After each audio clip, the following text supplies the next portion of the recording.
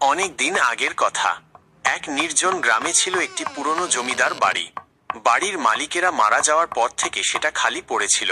দিনের বেলায় লোকজনের তেমন সাহস হতো না ওই বাড়ির ধারে কাছে যেতে, আর রাতের বেলা তো একদমই না।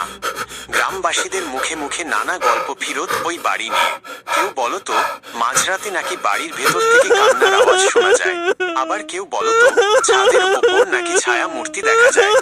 একদিন গ্রামের কয়েকজন দুঃসাহসী যুবক ঠিক করলো তারা রাতের বেলা ওই বাড়িতে যাবে আর ভূতের রহস্য উন্মোচন করবে।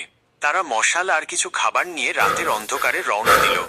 তারা যখন বাড়ির কাছাকাছি পৌঁছল তখন হঠাৎ করেই বাতাস বইতে শুরু করলো, আর গাছের পাতা যেন ফিসফিস করে কথা বলতে লাগলো।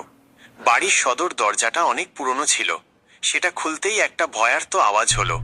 ভেতরে ঢুকেই তারা দেখল চারিদিকে ধুলো আর মাকড়সার জাল। হঠাৎ করেই তাদের মশালটা নিভে গেল, চারপাশে একদম অন্ধকার।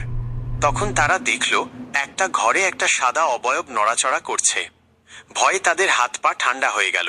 তারা আর এক মুহূর্ত অপেক্ষা না করে ওখান থেকে দৌড়ে পালাল।